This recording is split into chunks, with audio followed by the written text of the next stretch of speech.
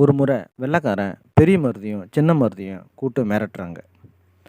நாங்கள் உங்கள் வீரர்கள் புலித்தேவன், வேலு நாச்சியார், திப்பு சுல்தான், ஹைதர் அலி, முத்துராமலிங்க சேதுபதி இவங்கள போல் நிறைய பேரை நாங்கள் அழிச்சிட்டோம்.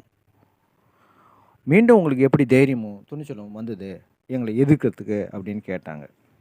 பெரிய மருது அமைதியாகவே இருந்தார். சின்ன மருதுவை பார்த்து, இன்னும் கட்டபொம்மனுக்காகவும் சின்ன மலைக்காகவும் கட்டின கவுரு தூக்கு கயிறு அப்படியே தான் இருக்குது அப்படின்னு சொன்னார். இதை கேட்ட சின்ன மருதுக்கு மிகுந்த கோவம் வந்து உடனே வாளை உருவினார். பெரிய மருது அடக்கிட்டு, எதிரியாக தான் நம்ம மன்னிக்கணும் அப்படின்னு சொல்லிட்டு, வந்த வழியே நீங்கள் திரும்பி போயிடுங்கன்னு வெள்ளைக்காரனை சொன்னார். ஆனால் வெள்ளைக்காரன் விடுறதா இல்லை. மீண்டும் பெரிய மருது எதிர்க்க துப்பாக்கியை நீட்டினார். தன் அண்ணனுடைய முன்னாடி துப்பாக்கி நீட்டின அடுத்த நொடியே சின்ன மருதுக்கு மிகுந்த கோவம் வந்து அவங்கள வெட்டி சாய்ச்சி புதைச்சிட்டார்.